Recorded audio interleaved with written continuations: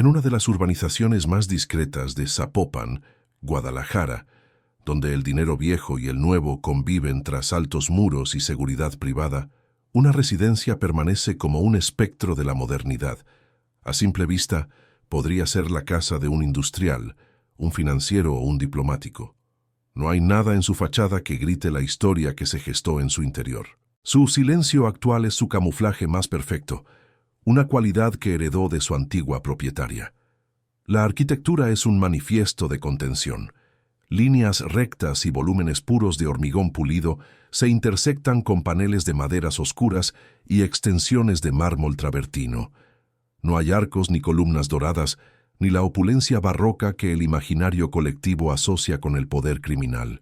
Su diseño es corporativo, frío, casi ascético, un lenguaje arquitectónico que habla de eficiencia y control, no de exceso desmedido. El silencio que ahora la habita es denso, casi palpable. Es el silencio de los espacios vacíos que una vez estuvieron cargados de tensión, de susurros estratégicos y de decisiones que alteraron el equilibrio de poder en dos continentes. Cada eco de un paso en sus salones desiertos es un recordatorio de las voces que la casa silenció y protegió durante años. Al traspasar el umbral, el aire es distinto. Persiste un leve olor a maderas nobles y a cuero, ahora mezclado con el aroma seco del polvo acumulado en las esquinas. La luz del sol de Jalisco se derrama a través de inmensos paños de cristal, dibujando rectángulos luminosos sobre un suelo que ya no refleja el brillo del lujo, sino la pátina del abandono. El mármol, bajo los pies, se siente frío e indiferente. Pero el elemento que definía su alma y que aún hoy domina su estructura son los ventanales. Muros de cristal templado que se elevan desde el suelo hasta el techo, eliminando la frontera visual entre el interior y los jardines meticulosamente diseñados. La casa fue concebida para ver y ser vista, o al menos para proyectar esa ilusión. Estos cristales eran una declaración de dualidad. Hacia afuera, prometían una conexión sin fisuras con el exterior, la transparencia de una vida legítima y abierta. Hacia adentro, funcionaban como una barrera invisible pero infranqueable, un panóptico privado desde el cual su dueña podía observar el mundo sin ser realmente tocada por él, protegida tras una fortaleza de aparente fragilidad. Su dueña no la concibió como un hogar, sino como una declaración de intenciones, un instrumento de poder. Cada material fue elegido no solo por su valor estético, sino por el mensaje que transmitía: solidez, modernidad y, sobre todo, una legitimidad incuestionable. La casa era su tarjeta de visita, forjada en hormigón y sofisticación. El diseño de planta abierta era una ilusión de vulnerabilidad. En realidad, las líneas de visión estaban calculadas con precisión militar. Desde el despacho principal, un observador atento podía controlar visualmente casi todos los puntos de acceso y las zonas comunes. Era un escenario diseñado para que la anfitriona tuviera siempre el control de la narrativa, tanto espacial como social. Bajo la piel de mármol y hormigón corría otro sistema nervioso, uno invisible y silencioso. Una red de sensores de movimiento perimetrales, cámaras de vigilancia miniaturizadas e integradas en el diseño y sistemas de comunicación encriptada que hacían de la residencia una fortaleza digital tan impenetrable como la física. La seguridad no era un añadido, era parte de su ADN estructural. Hoy, el jardín zen que ofrecía una vista serena desde el salón principal es una maraña de vegetación indisciplinada. El agua del estanque está estancada y cubierta de hojas. Es la imagen perfecta de un control que se ha desvanecido, de un orden meticuloso que ha cedido ante la lenta e imparable indiferencia de la naturaleza y el tiempo. La casa fue un personaje central en la trama, un testigo mudo y cómplice. Sus muros, que una vez absorbieron el zumbido de la conspiración y el peso de secretos millonarios, ahora solo devuelven el eco del vacío. Se ha convertido en un archivo material de una ambición desmedida y de una caída inevitable, un monumento a un poder que se construyó para parecer eterno. La elegancia de sus formas y la pureza de sus materiales eran una coartada arquitectónica. La residencia no era un refugio del mundo, sino una herramienta para operar en sus sombras, un sofisticado centro de operaciones disfrazado de galería de arte contemporáneo. La superficie era una obra maestra de la distracción. El lujo era solo la superficie. Lo que sucedía dentro, pocos se atrevían a saberlo. Para desvelar los secretos que esta arquitectura ocultaba, suscríbase y acompáñenos en este descenso. Para comprender los cimientos de hormigón y cristal de la residencia de Zapopan, es necesario excavar en un terreno mucho más antiguo e inestable, el de la memoria y el linaje. La historia de su propietaria no comienza con la pobreza, sino con su opuesto. Nació en la cúspide de una aristocracia clandestina, una dinastía donde los apellidos pesaban tanto como los cargamentos, y la lealtad era la moneda más valiosa y volátil. Su cuna no fue mecida por canciones de cuna, sino por el eco de pactos sellados en la penumbra y el murmullo constante de un poder que operaba al margen de la ley, pero con sus propias reglas inviolables. El trauma que la moldeó no fue la carencia, sino una forma perversa de abundancia. Creció rodeada de una opulencia que era a la vez un privilegio y una sentencia. Cada objeto de lujo, cada viaje, cada puerta que se le abría con una simple llamada, venía con el conocimiento implícito de su origen. Aprendió desde niña que el poder real no se exhibía con estridencia, sino que se ejercía en el silencio, y que la supervivencia en su mundo dependía de una lectura precisa de las intenciones ocultas tras cada gesto y cada palabra. Su universo era radicalmente patriarcal, un tablero de ajedrez donde los reyes y los alfiles eran hombres, y a las mujeres se les reservaba el papel de reinas consortes, símbolos de estatus o gestoras del hogar. Pero en su interior germinó una fractura ideológica, una ambición silenciosa pero férrea. No buscaba destruir el sistema que la había engendrado, sino conquistarlo desde dentro, demostrar que la inteligencia estratégica era un arma más letal que la fuerza bruta que sus parientes masculinos tanto veneraban. El primer punto de inflexión moral no fue un acto de violencia, sino de información. Siendo apenas una joven, comenzó a escuchar, a procesar y a conectar los fragmentos de conversaciones que flotaban en las reuniones familiares. Se dio cuenta de que el verdadero negocio no estaba en el transporte de la mercancía, sino en el control de la logística, en la diplomacia entre facciones rivales y, sobre todo, en la compleja arquitectura financiera que permitía transformar la riqueza ilícita en capital legítimo. Sus primeros delitos no dejaron rastro de pólvora, sino de tinta y transacciones. Se convirtió en una facilitadora, un nexo invisible. Su campo de batalla eran las agendas de contactos, los libros de contabilidad dobles y las lagunas del sistema bancario internacional. Mientras otros contaban kilos, ella contaba con la confianza de productores colombianos y distribuidores mexicanos, tejiendo una red de lealtades que se basaba en su reputación de eficiencia y discreción absoluta. Era la diplomática en la sombra de un reino sin fronteras. Este ascenso silencioso alimentó una necesidad psicológica cada vez más profunda, la de construir un espacio que reflejara su nueva identidad. Observaba con un desdén casi clínico las residencias de otros capos, fortalezas de mal gusto con columnas grecorromanas, zoológicos privados y griferías de oro. Veía en ellas no un símbolo de poder, sino de debilidad, una confesión a gritos de un origen que se intentaba ocultar bajo capas de opulencia hortera. Eran monumentos a un ego inseguro. Su visión era radicalmente distinta. Anhelaba un poder que no necesitara anunciarse, que se manifestara con la frialdad y la autoridad de la sala de juntas de una corporación multinacional. Deseaba una fortaleza que no pareciera una fortaleza, un centro de mando que pudiera pasar por la casa de un financiero o un coleccionista de arte. La idea de la casa de Zapopan nació de esa necesidad de camuflaje y legitimación, una obsesión por construir una coartada de hormigón y mármol. El detonante emocional que solidificó este deseo fue la creciente paranoia, una compañera inseparable de su éxito. A medida que su red se expandía, también lo hacía el círculo de posibles traidores. Cada socio era una amenaza potencial, cada empleado un posible informante. La desconfianza se convirtió en el aire que respiraba, y la necesidad de un entorno totalmente controlado se volvió una cuestión de supervivencia. La casa no sería solo un hogar o una oficina, sino un panóptico personal. La elección de la arquitectura minimalista fue una decisión estratégica. Las líneas rectas, los espacios abiertos y los materiales puros, como el hormigón y el cristal, no eran solo una preferencia estética, sino una declaración de principios. Proyectaban una imagen de modernidad, eficiencia y, sobre todo, de transparencia.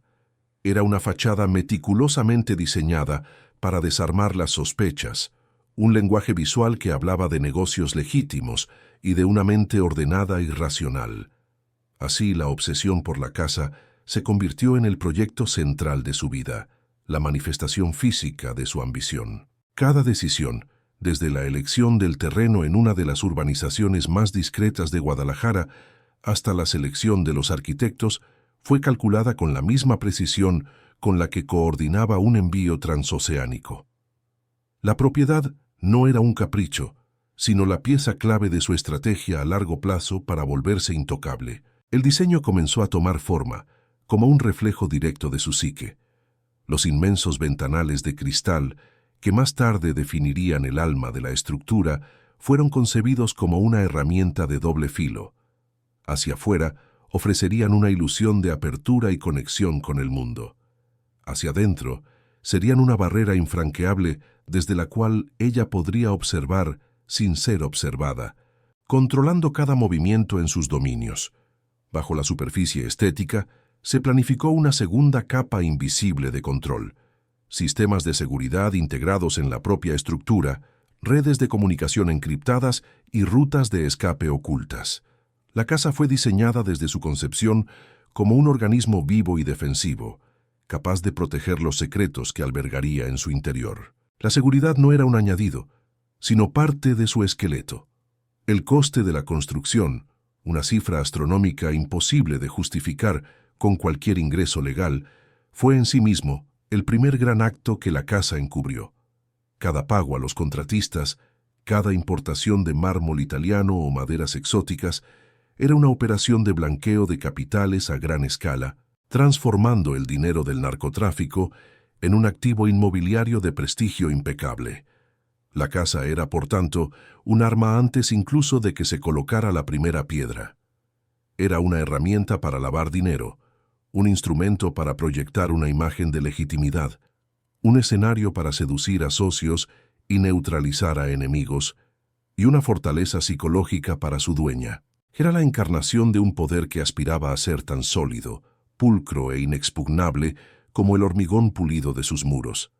Cuando los cimientos finalmente se hundieron en la tierra de Jalisco, no solo estaban sentando las bases de un edificio, estaban anclando en el mundo material una ambición desmedida, dando forma a una nueva clase de poder criminal que ya no se escondería en la sierra, sino que operaría a plena vista, protegido por la deslumbrante y fría elegancia de la modernidad.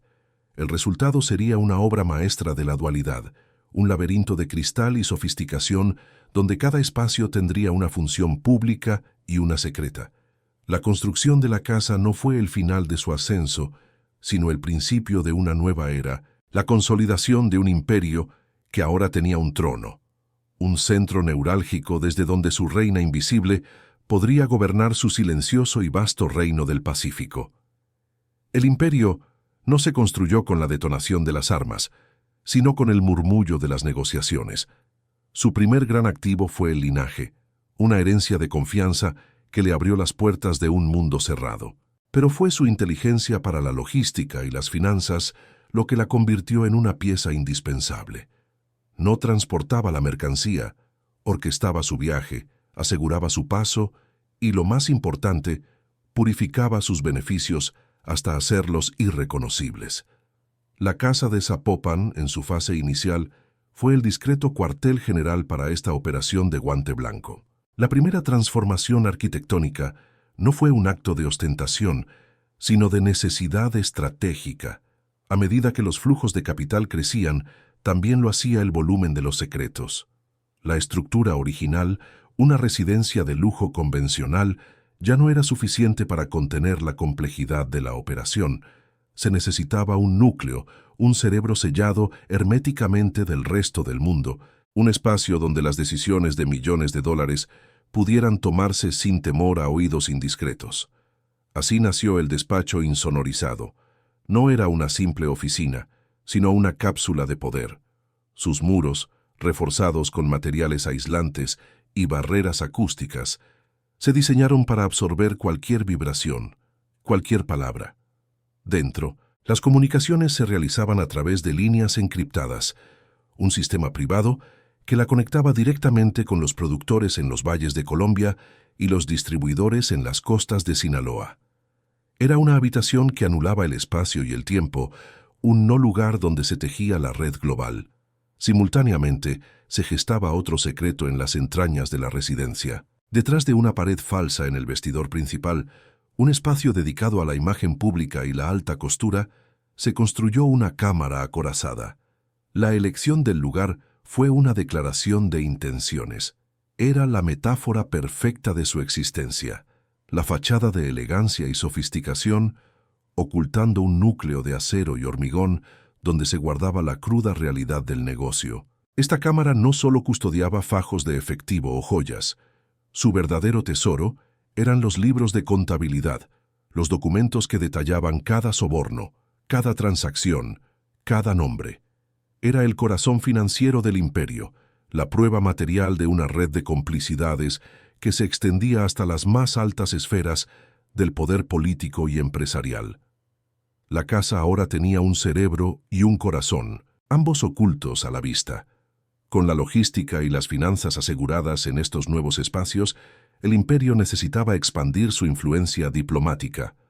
Su rol como mediadora exigía un escenario neutral y controlado donde las facciones rivales pudieran reunirse bajo su arbitraje. Las zonas comunes de la casa, escenario de su vida social legítima, eran demasiado expuestas. La solución fue añadir una nueva estructura, una extensión física de su poder. Se proyectó la construcción de una nueva ala, justificada públicamente como un pabellón de invitados. En realidad, su diseño respondía a las necesidades de la clandestinidad.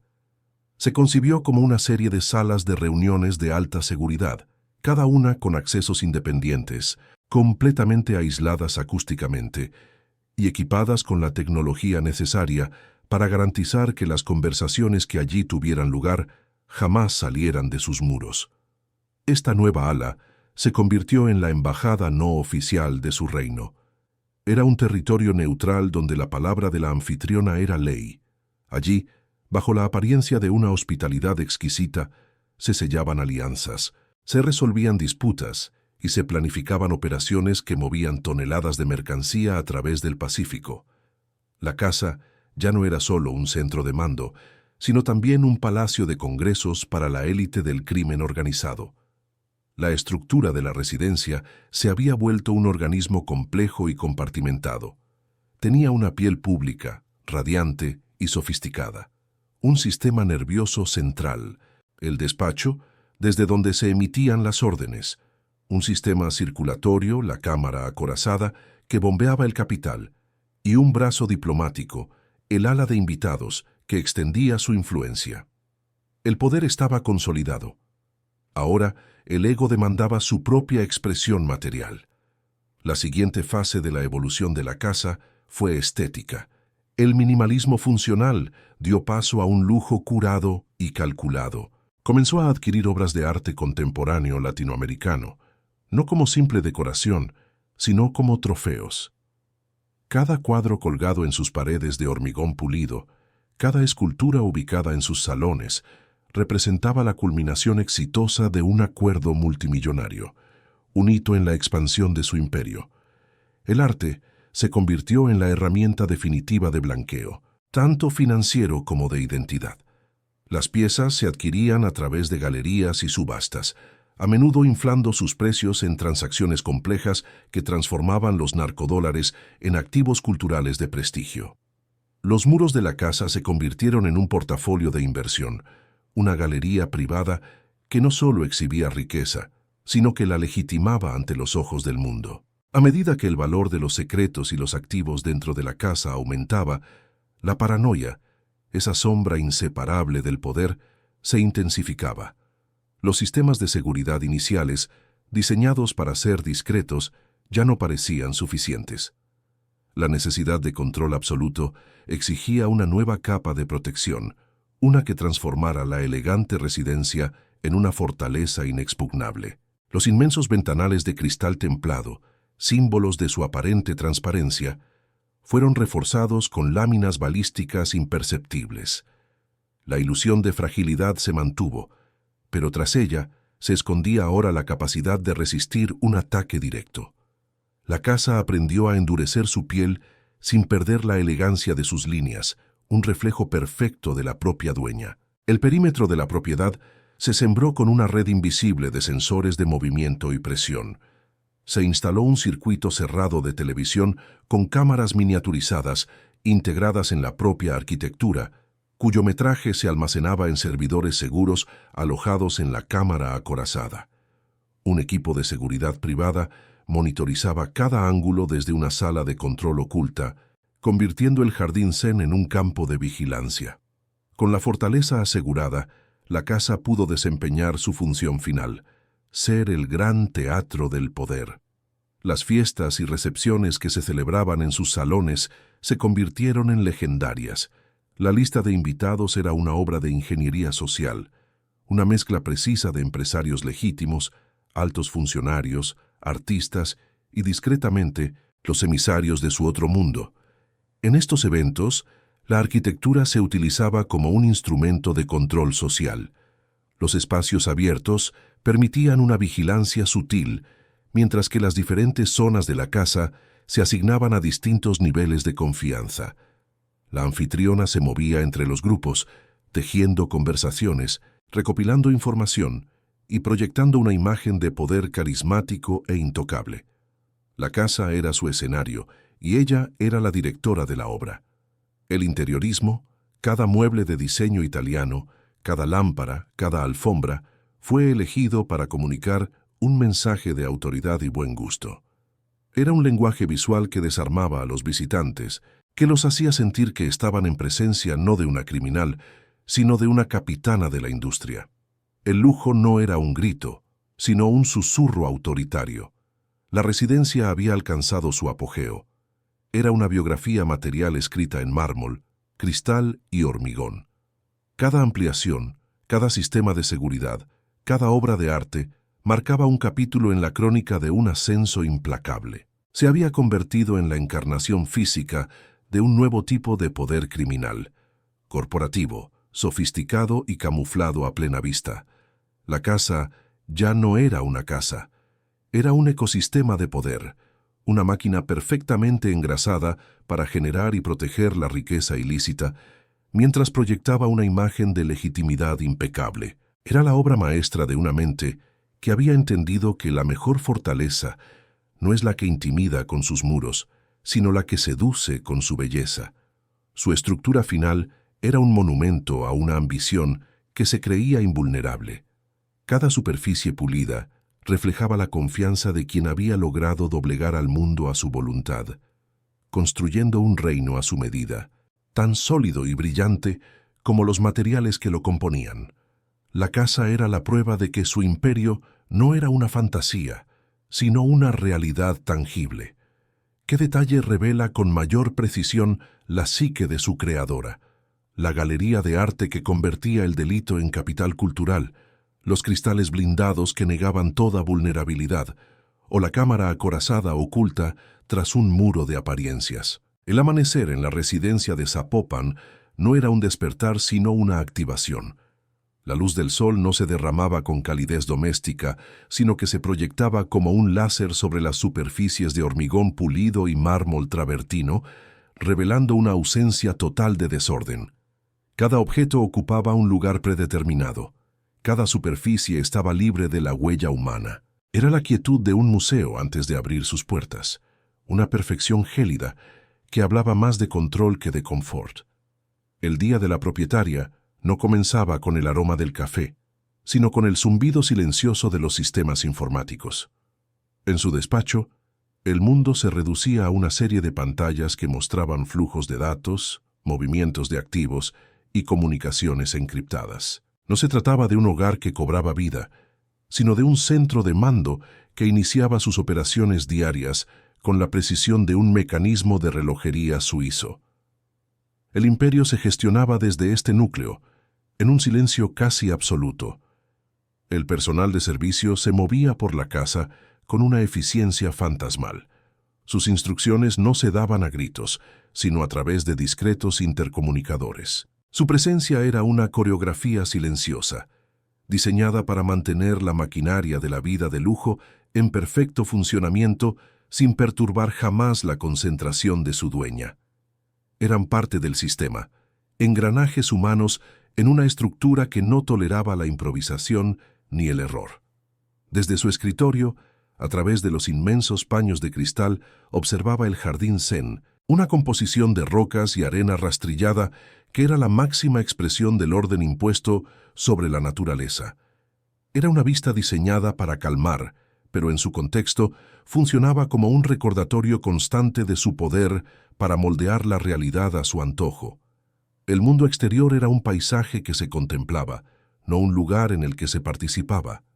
Por la noche, la casa se despojaba de su frialdad corporativa para convertirse en el gran teatro del poder.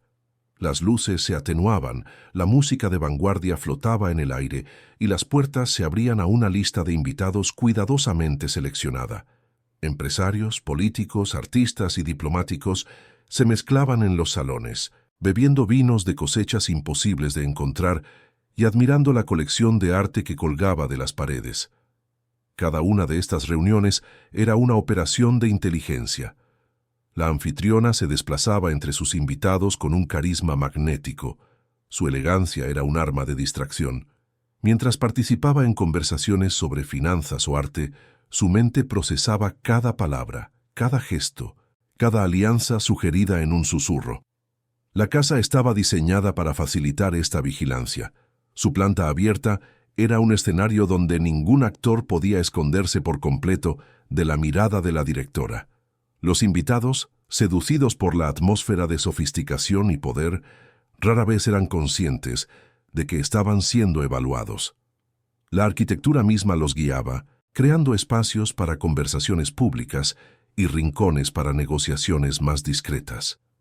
El lujo no era para el disfrute, sino una herramienta de persuasión, un argumento abrumador que demostraba que estaban en presencia de un poder que trascendía las categorías convencionales.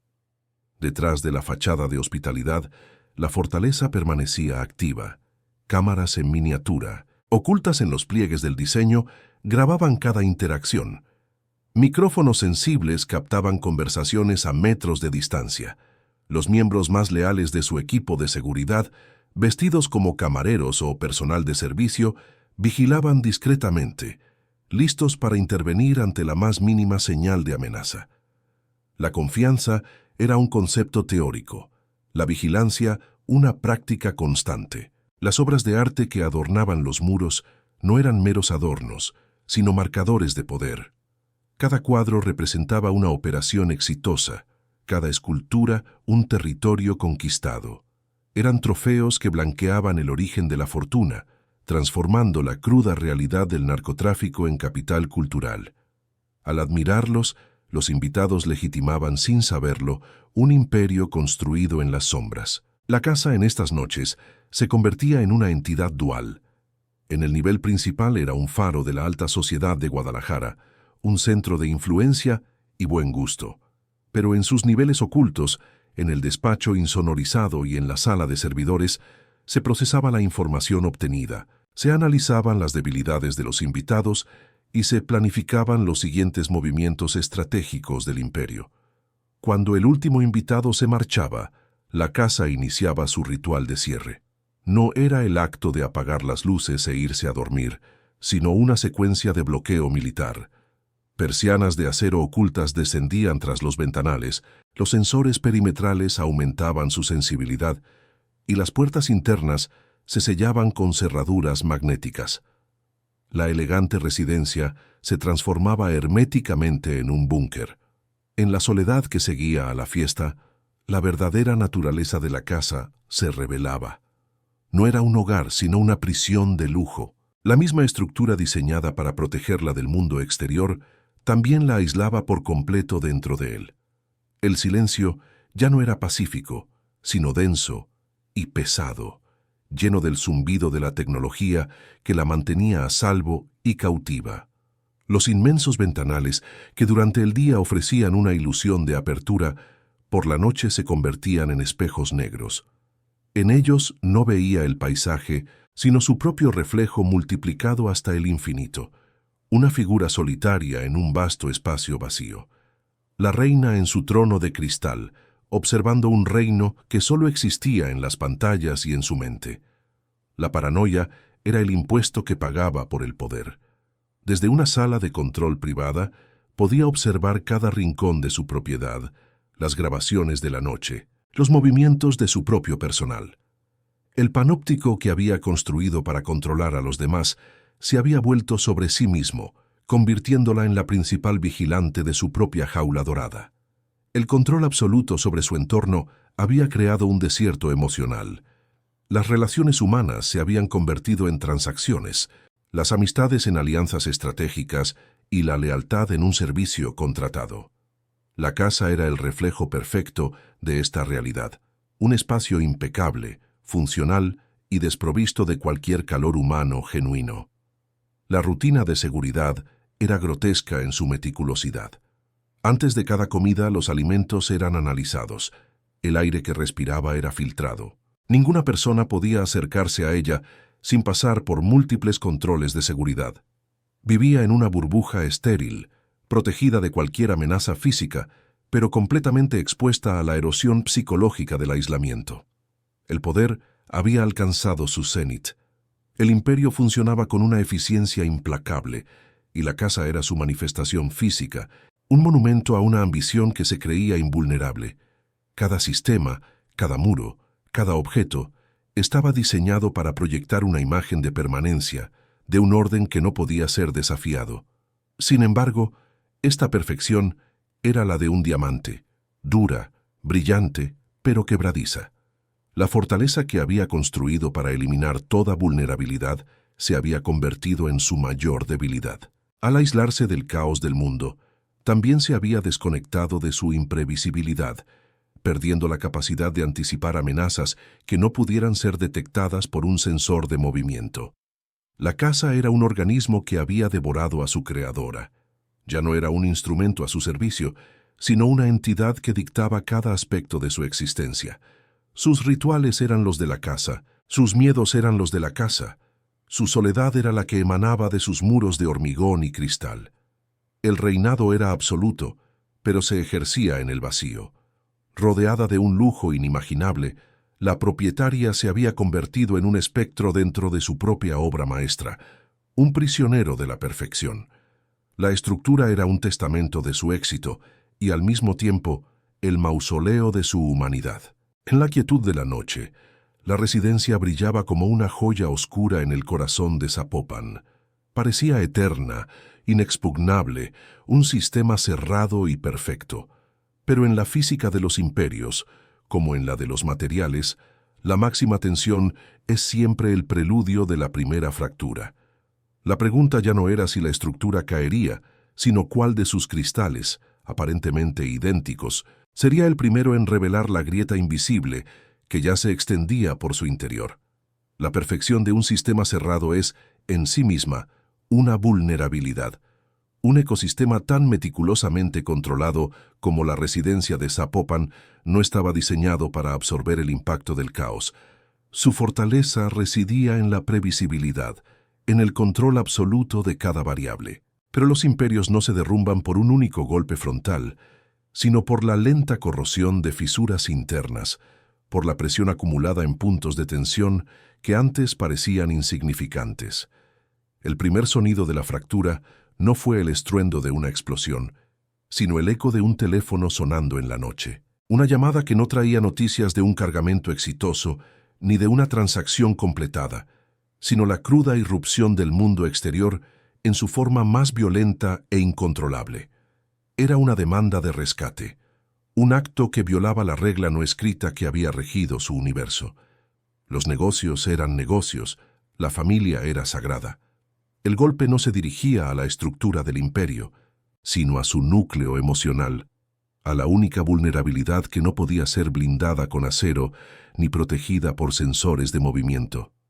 El secuestro de su hijo fue la primera grieta en la fachada de invulnerabilidad, un evento del mundo real, brutal y desordenado, que perforó la burbuja de control que había construido con tanto esmero.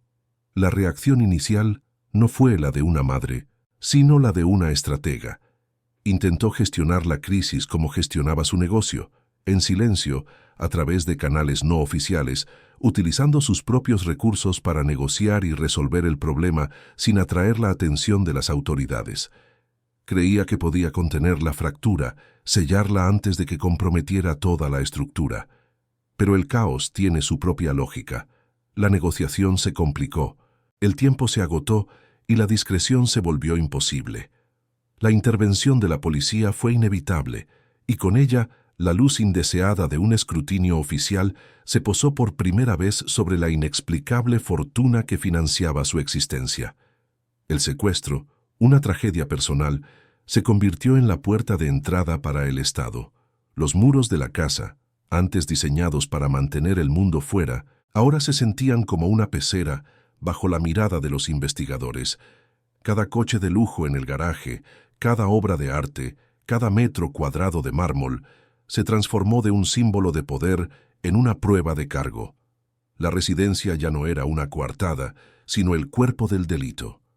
Fue entonces cuando una mancha de humedad, casi imperceptible, comenzó a florecer en una de las paredes de mármol travertino del vestíbulo. Un pequeño defecto, una imperfección que el personal de mantenimiento no lograba erradicar. Era como si la propia casa comenzara a llorar, a supurar la tensión que se acumulaba en su interior. La hermeticidad se había roto. La segunda fisura fue una alianza, una que nació de la pasión, pero que se convirtió en un error estratégico. Su relación con el narcotraficante colombiano, un hombre con un perfil mucho más visible y ya en el radar de las agencias internacionales, introdujo un nuevo nivel de riesgo. Él no entendía el lenguaje de la discreción corporativa. Su poder era más ruidoso, más explícito. Su presencia en la casa alteró el equilibrio. Su energía, más volátil y menos contenida, chocaba con la fría precisión de la arquitectura. Era un elemento extraño en el ecosistema, una variable que no podía ser completamente controlada. Las reuniones en el ala de invitados se volvieron más tensas, los susurros más audibles. Con él llegó la atención de la DEA. La vigilancia ya no era local, sino global. La fortaleza digital de la casa, sus comunicaciones encriptadas, su perímetro de seguridad, ahora se enfrentaban a un adversario con recursos casi ilimitados. La sensación de aislamiento seguro se transformó en la de un asedio silencioso. Los ventanales, antes espejos de una única figura, ahora reflejaban una díada, una alianza que, en lugar de duplicar la fuerza, multiplicaba la exposición. La soledad del poder había sido reemplazada por la vulnerabilidad del afecto, y en su mundo, cualquier afecto era una debilidad que el enemigo podía explotar. El golpe material llegó desde el océano. La incautación de un cargamento de 9 toneladas en el puerto de Manzanillo fue la fractura estructural que sacudió los cimientos del imperio. No fue solo una pérdida financiera catastrófica, sino un golpe devastador a su reputación de infalibilidad logística. La reina del Pacífico había perdido el control de sus aguas. La noticia llegó al despacho insonorizado no como un grito, sino como un silencio pesado y definitivo en las líneas de comunicación. Las pantallas que antes mostraban flujos de capital y rutas seguras ahora proyectaban la imagen estática de un fracaso monumental. El cerebro del sistema había sufrido un cortocircuito. La red de lealtades, tejida con años de eficiencia y discreción, comenzó a deshilacharse. Los susurros en las reuniones ya no eran de respeto, sino de duda. ¿Había perdido su toque? ¿Era la nueva alianza la causa de la debilidad? La confianza, el activo más valioso de su imperio, se evaporaba como el agua en el desierto. En el jardín Zen, el agua del estanque comenzó a enturbiarse, una capa de algas verdosas cubriendo la superficie que antes era un espejo de agua cristalina. La arena, meticulosamente rastrillada cada mañana, aparecía revuelta por vientos que nadie veía. El orden impuesto sobre la naturaleza cedía, reflejando el desmoronamiento del control interno. La atmósfera dentro de la residencia se enrareció. El aire, antes vibrante de poder silencioso, ahora estaba cargado de una paranoia densa y eléctrica. Cada sombra parecía una amenaza, cada sonido un presagio. Los sistemas de seguridad, diseñados para protegerla de enemigos externos, se convirtieron en herramientas para vigilar a su propio círculo. Se convirtió en la principal prisionera de su panóptico. Pasaba horas en la sala de control, revisando grabaciones no en busca de intrusos, sino de un gesto de traición en el rostro de un empleado, de una palabra fuera de lugar entre sus socios. La casa, su mayor creación, se había convertido en su celda de aislamiento. Comenzaron a aparecer pequeños signos de abandono, vestigios de un control que se resquebrajaba, una luz parpadeante en un pasillo que nadie reparaba, el zumbido persistente de un servidor sobrecargado, una fina capa de polvo sobre una escultura que antes era pulida a diario. El organismo arquitectónico mostraba síntomas de enfermedad. Los inmensos muros de cristal, que habían sido la máxima expresión de su dualidad, ahora se sentían como una exposición fatal. Ya no eran una barrera desde la cual observar el mundo, sino una superficie transparente que invitaba a las miradas enemigas. La ilusión de apertura se había convertido en una confesión de vulnerabilidad. La casa había dejado de ser una fortaleza para convertirse en una vitrina, una estructura de cristal que contenía la prueba de su propio crimen, esperando el golpe certero que la haría añicos. El silencio ya no era de poder, sino de expectación, el silencio que precede a la inevitable implosión. El golpe final no llegó con el estruendo de un ariete contra la puerta principal. La fortaleza de Zapopan no fue tomada por asalto, porque su reina ya no estaba en ella. Fue capturada a kilómetros de distancia, en la terraza de una cafetería de Ciudad de México, en un acto de normalidad tan mundano que resultaba casi insultante. La detención fue quirúrgica, pública, una demostración de que el verdadero poder no necesitaba derribar muros, sino simplemente esperar a que el objetivo saliera de ellos. La casa, su gran armadura de hormigón y cristal, se convirtió en ese instante en un sarcófago abandonado, inútil. La noticia se propagó por los sistemas de comunicación internos de la residencia como una descarga eléctrica, paralizando el organismo. El personal, esos engranajes humanos que mantenían la ilusión de perfección, se detuvo. El silencio que descendió sobre los salones ya no era el silencio del control, sino el de la espera, el preludio denso y pesado que precede a la profanación de un lugar que se creía sagrado. La maquinaria se había quedado sin su motor. El amanecer siguiente trajo consigo una caravana de vehículos oficiales que rompieron la serena monotonía de la urbanización. No eran los coches de lujo de los invitados, sino los sobrios y funcionales transportes de la ley. Un grupo de agentes federales, con chalecos y órdenes judiciales en mano, se presentó ante la imponente entrada.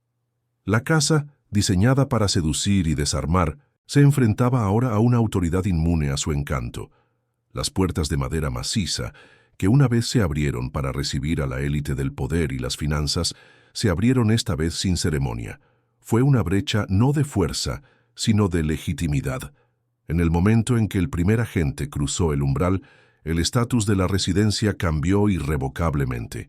Dejó de ser un reino privado para convertirse en una escena del crimen.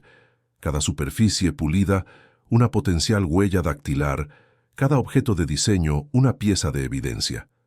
El equipo forense se desplegó por el espacio con una eficiencia metódica. Su movimiento era el antónimo de las fiestas que allí se celebraron. No había música ni susurros, solo el sonido de las cámaras fotográficas, el crujido de los guantes de látex y las órdenes en voz baja.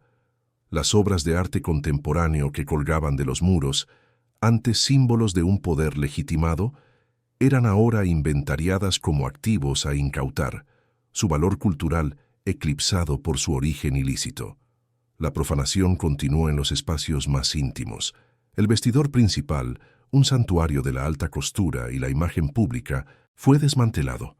Los trajes de diseñador y los zapatos hechos a medida fueron apartados con indiferencia, mientras los agentes palpaban cada panel de madera, buscando el eco hueco de un secreto. La fachada de elegancia se desmoronaba bajo el escrutinio forense, y entonces lo encontraron. Detrás de una sección del armario, una pared que no respondía al tacto como las demás. No hizo falta un explosivo, solo la persistencia de una palanca y el sonido seco de la madera cediendo. La costura invisible del diseño se rasgó, revelando el frío acero de una puerta acorazada. La metáfora que había definido su vida se materializó. La sofisticación externa ocultando un núcleo impenetrable. El interior de la cámara no contenía montañas de efectivo, sino algo mucho más valioso y condenatorio. Libros de contabilidad, discos duros, carpetas con documentos que trazaban la intrincada red de empresas pantalla, sobornos y rutas marítimas. Era el corazón financiero del imperio, el archivo de cada pacto sellado y de cada traición evitada. Ahora expuesto a la cruda luz de las linternas de los investigadores. El despacho insonorizado, la cápsula de poder desde donde se habían movido fortunas y destinos, fue el siguiente en caer. Sus sistemas de comunicación encriptada fueron desconectados y desmantelados pieza por pieza. Las pantallas que una vez mostraron el pulso de un imperio global ahora estaban oscuras. El cerebro del organismo había sido extraído, dejando solo la cavidad vacía. Los grandes ventanales de cristal, el alma arquitectónica de la casa, se convirtieron en el mudo testigo de su propia violación. Ya no eran una barrera ni un panóptico.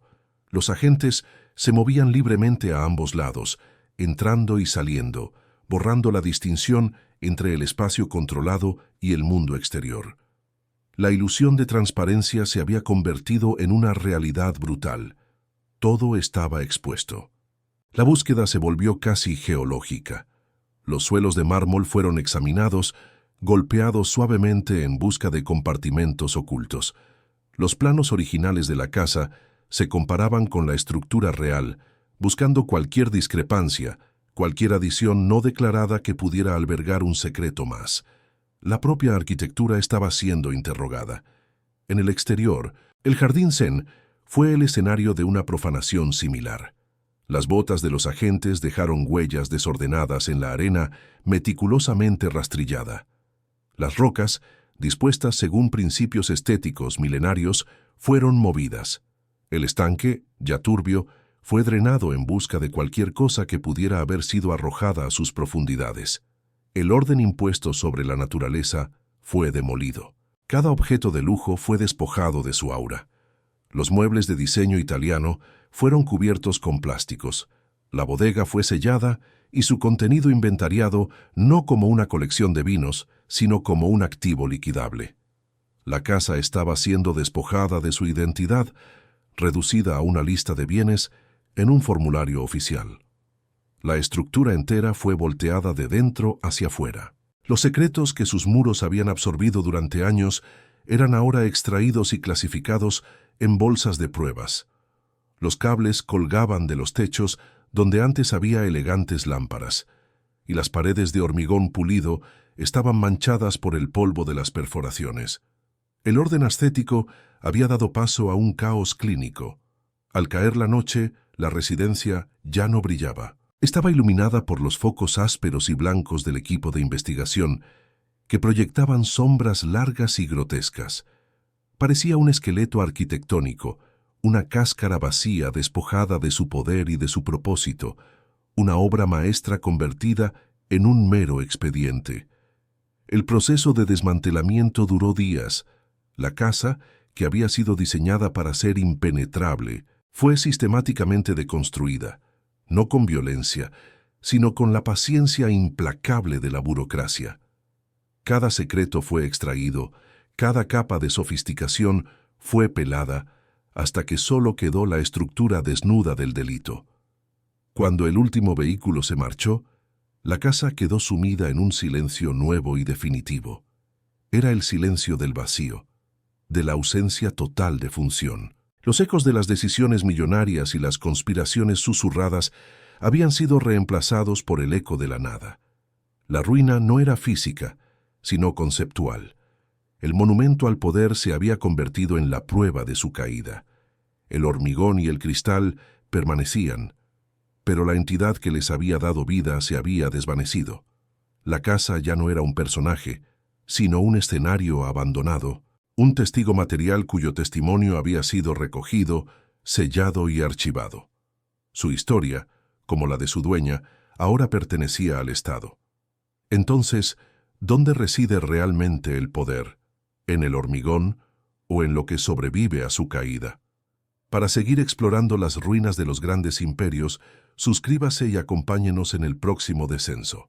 El silencio que siguió al desmantelamiento fue distinto a todos los anteriores. Ya no era el silencio calculado del control, ni el tenso silencio de la paranoia, ni siquiera el silencio expectante que precedió a la caída. Era un silencio absoluto, el silencio de la función perdida. La casa, despojada de sus secretos y de su propósito, se convirtió en un objeto inerte, un cascarón de lujo varado en una de las urbanizaciones más discretas de Zapopan. Sus sistemas nerviosos habían sido arrancados, su cerebro extraído, y lo que quedaba era la anatomía de un poder que ya no respiraba. Durante años, la residencia permaneció en un limbo legal, una propiedad incautada por el Estado, demasiado notoria para ser ignorada, demasiado valiosa para ser demolida. El tiempo, ese agente indiferente, comenzó su propia y lenta profanación. El jardín Zen, una vez profanado por las botas de los agentes, fue reconquistado por una naturaleza indisciplinada. El agua del estanque se evaporó, dejando un lecho agrietado. Una fina capa de polvo de Jalisco cubrió el mármol travertino matando su brillo y otorgándole la pátina de una ruina moderna. La casa se convirtió en un fantasma arquitectónico, un espectro de la modernidad del que los vecinos hablaban en susurros. Su historia se transformó en una leyenda local, un activo tóxico que nadie quería tocar. El Estado, finalmente, decidió purgarla de su pasado a través del mecanismo más impersonal de todos, una subasta pública. En los documentos de la venta, no se mencionaba su antigua propietaria. Se describía como una residencia de diseño contemporáneo. Sus metros cuadrados y materiales nobles eran los únicos atributos reconocidos. Su identidad criminal fue borrada del registro. Un nuevo propietario, un industrial del sector tecnológico, sin interés por la historia y con un gran apetito por los símbolos de estatus, la adquirió por una fracción de su coste original. La primera orden que dio a sus arquitectos fue una de exorcismo. La casa fue sometida a una profunda remodelación, una lobotomía estructural diseñada para borrar cualquier vestigio de su vida anterior. Las maderas oscuras fueron reemplazadas por roble claro, las paredes de hormigón pulido se cubrieron con paneles de colores cálidos, y el despacho insonorizado fue transformado en una sala de cine familiar. Los grandes ventanales de cristal, el alma de la estructura original, fueron conservados. Pero su significado fue alterado para siempre. Ya no eran el panóptico de una reina solitaria, ni una barrera invisible que separaba dos mundos. Ahora, simplemente enmarcaban la vista de un jardín rediseñado con columpios y una piscina. La luz del sol entraba a raudales, iluminando escenas de una vida doméstica ordinaria. La transparencia, que una vez fue una ilusión, se convirtió en una realidad banal. El cristal ya no era un símbolo de dualidad, sino un simple material de construcción. Mientras la casa era despojada de su memoria, su creadora iniciaba una resurrección improbable. Sandra Ávila Beltrán no se desvaneció en el olvido de una celda. Tras cumplir una condena reducida en Estados Unidos y México, fue puesta en libertad. Pero en lugar de desaparecer en la discreción, emergió en el lugar más visible de todos, las redes sociales. La mujer que construyó una fortaleza para operar en las sombras, Se transformó en una figura pública, una celebridad que capitalizaba su propio mito. El control meticuloso de la imagen, que antes se ejercía desde el despacho insonorizado, ahora se proyecta a través de una pantalla de teléfono. Concede entrevistas, comparte fragmentos de su vida y narra una versión de su historia en la que es una víctima, una mujer de negocios injustamente perseguida. La reina del Pacífico abdicó de su trono de hormigón para reinar sobre un imperio digital de seguidores, donde la verdad es tan maleable como un filtro de Instagram. El contraste es la ironía final de esta historia. La casa, la manifestación material de su poder, fue silenciada, su pasado borrado y su estructura absorbida de nuevo en el anonimato de la riqueza. Mientras tanto, su dueña, despojada de su fortaleza física, ha encontrado una nueva forma de poder, más etérea pero quizás más perdurable, en la construcción de una narrativa pública. La fortaleza de hormigón cayó, pero la leyenda encontró un nuevo vehículo. Hoy, la residencia de Zapopan no guarda ningún eco de su pasado. El olor a maderas nobles y a tensión ha sido reemplazado por el aroma del cloro de la piscina y el césped recién cortado. La estructura que fue concebida como una declaración de poder eterno ha demostrado ser completamente mutable. Su identidad tan superficial como una capa de pintura ha sido perfectamente reciclada por el sistema que una vez desafió desde su interior. La casa fue un monumento a la ambición de volverse indistinguible del poder legítimo, y en su destino final lo consiguió de la forma más inesperada. Al ser vaciada de su siniestra función y revendida, se convirtió en lo que siempre pretendió ser, solo una casa cara en un barrio caro. La arquitectura del crimen y la del éxito, finalmente, se fundieron en una sola. Quizás lo que construimos dice menos de nuestro poder que de nuestro miedo a ser borrados. La fortaleza de cristal y hormigón fue un intento de grabar una identidad en el mundo, de crear un legado material que trascendiera el carácter efímero de un imperio clandestino. Pero al final, el hormigón fue borrado, y solo sobrevivió la historia, un fantasma mucho más difícil de demoler. A simple vista, podría ser la casa de un industrial, un financiero o un diplomático. No hay nada en su fachada que grite la historia que se gestó en su interior. Su silencio actual es su camuflaje más perfecto, una cualidad que ha heredado no de su antigua propietaria, sino del sistema que la ha absuelto. Si historias como esta te hacen ver el poder desde un ángulo diferente, suscríbete para seguir otras caídas tan asombrosas como esta.